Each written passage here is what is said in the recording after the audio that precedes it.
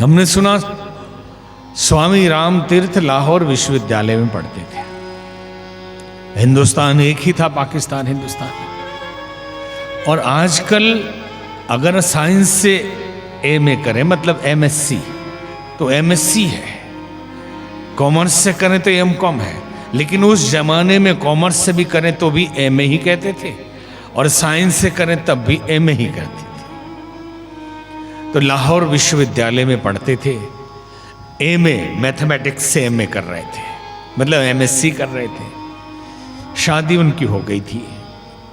पत्नी मरने के बाद, शादी के थोड़े दिन के बाद पत्नी गुजरी, फिर संन्यास लिया।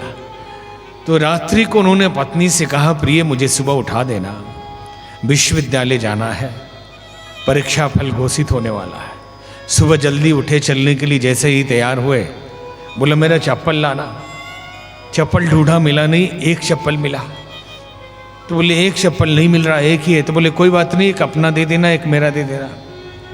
तो पत्नी कहती है कि लोग क्या कहेंगे कि एक महिला का एक पुरुष का। राम तीर्थ के आंखों से आंसू आ गए। उन्होंने कहा सड़कों पे चलूंगा मैं, कांटे पत्थर मेरे पैरों में चुभेंगे, उनके नहीं जो कहने आएंगे। और एक पत्नी का पहना, एक अपना पहना, चल दिए। और रास्ते भर यही सोच रहे हैं कि क्या ये वही देश है जहां बुद्ध और महावीर पैदा हुए? क्या वही देश है जहां राम और कृष्ण पैदा हुए, जहां अष्टावक्र और जनक पैदा हुए, जहां के लोगों का अपना कोई व्यक्तित्व ही नहीं है? लोग क्या कहेंगे, इस पे हम जी रहे हैं। कांटे मेरे पैरों में चुभ रहे हैं, लोग क्या कहेंगे? हमने सुना एक पिता और पुत्र घोड़े पे जा रहे थे। घोड़ा बड़ा दुबला पतला था। गांव के लोगों ने कहना शुरू किया, कैसे निर्दयी लोग हैं, घोड़ा इतना दुबला है, दो दो इस पे चढ़े हुए हैं।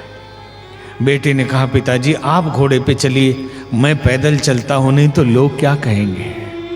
वो पैदल चलने लगा, खांस रहा था, बीमार था बेटा। लोग कहने लगे कैसा निर्दयी बाप है, बीमार बेटे को पैदल चला रहा है, खुद घोड़े पे चल रहा है। अगले गांव में गए तो बेटा तू बैठ जा, मैं चलता हूं। बेटा बैठ के जाने लगा, लोग कहने लगे कैसा असभ्य बेटा है, बाप को पैदल चला रहा है। अब दोनों उतर गए अगले गांव में। अब गांव वाले कहने लगे कैसे मूर्ख हैं, घोड़ा खाली जा रहा है और ये दोनों पैदल जा रहा है। तो किसी ने लिखा, सबसे वसीए सबसे रसीए लीजिए सबका नाम, हाँ जी कहते रहिए बैठिए अपने ठाम। सुनिए सबकी लेकिन करिए वही जो आपको करना है, नहीं तो यहां बिना फीस के वकीलों की कमी नहीं है। एक बार आप बता दें कि छींक आ रही है, ये खा लीजिए, वो खा लीजिए। मैंने एक जैसे यही डॉक्टर रहा और उनको खुद हो जाए तो परेशान हो जाएगा। हर बात के लिए बताना, रायचंद, राय देने वालों की कमी नहीं है। डॉक्टर राजेंद्र प्रसाद जब राष्ट्रपति बने तो दिल्ली से जब बिहार पहली बार गए तो वहां के पत्रकारों ने घेर लिया और उनसे कहा कि बिहार में इतनी खनिज संपदा है, झारखंड बिहार एक था, सोना चांदी कोयला अबरक, स्टील सिटी दो और इधर खेती सब कुछ है, फिर बिहार पिछड़ा क्यों है? भोजपुरी में प्रश्न किया तो उन्होंने जवाब भी भोजपुरी में दिया, लोग का कही।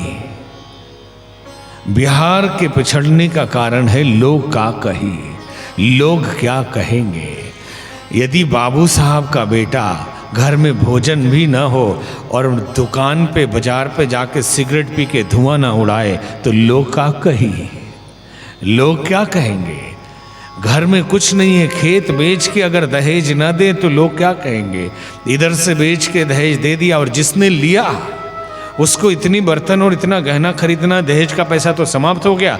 अब इतनी बारात लेके जाना तो अपना खेत बेच के बारात ले जाओ, नहीं लोग क्या कहेंगे? स्वामी राम तीर्थ विश्वविद्यालय पहुंचे हैं, सहपाठियों ने घेर लिया, तीर्थराम तूने विश्वविद्यालय में प्रथम स्थान प्राप्त किया है, मिठाई खिलाओ। अभी बेचारे इंतजाम कर ही रहे थे, तभी चपरासी आया, बोले प्राचार्य महोदय बुला रहे हैं। अंदर गए, सारे लेक्चरर जितने आचार्य लोग थे बैठे थे, एक साथ खड़े हो गए, राम तीर्थ तुमने विश्वविद्यालय का गौरव बढ़ाया। प्रिंसिपल ने कहा हमने इसलिए बुलाया कि तुम इतने तेज विद्यार्थी हो, मेधावी हो, तो और गरीब भी हो तो इस ब्रिटिश गवर्नमेंट में एक कमिश्नर का पोस्ट खाली है तो तुम्हें ये नौकरी दिलवा दें। तो शिक्षकों ने कहा गरीब आदमी है, इससे पूछने की क्या जरूरत है, कमिश्नर की नौकरी मिल रही है, ना थोड़े बोलेगा। प्रिंसिपल ने कहा एक बार पूछना जरूरी है। रामतीर्थ ने कहा नहीं, मैं ब्रिटिश की गुलामी नहीं कर सकता, मैं कमिश्नर नहीं बनूंगा। तो सबने पूछा फिर क्या बनोगे? उन्होंने कहा मैं शिक्षक बनूंगा, मैं शिक्षक बनूंगा। और सारे शिक्षक एक साथ नाराज हो गए कि कहां कमिश्नर कहां शिक्षक, मरोगे। रामतीर्थ रोने लगे, उनके आंखों से आंसू बहने लगे और उन्होंने इतना ही कहा कि शिक्षकों को अपनी गरिमा का भान नहीं है। एक निर्माता है, एक निर्माण है। शिक्षक निर्माता है और विद्यार्थी निर्माण, कमिश्नर निर्माण है। एक शिक्षक के पास से न जाने कितने मंत्री, कितने जज, कितने कमिश्नर बन के निकल जाते हैं और उनको अपनी ही गरिमा का बोध नहीं है। कि जब तक इस देश में शिक्षक अपनी गरिमा नहीं बढ़ाएंगे, देश की गरिमा नहीं बढ़ेगी। लक्ष्मी पूजा बहुत कर लिया हमने, करते हैं ना, सरस्वती पूजा में क्यों पीछे रह जाते हैं? फिर कहते हैं बुद्धि ठीक नहीं है, विवेक नहीं है। तो लक्ष्मी के साथ सरस्वती मैया का भी तो पूजन करें और उनसे मांगे कि हमें ही आप विद्या का वरदान दीजिए।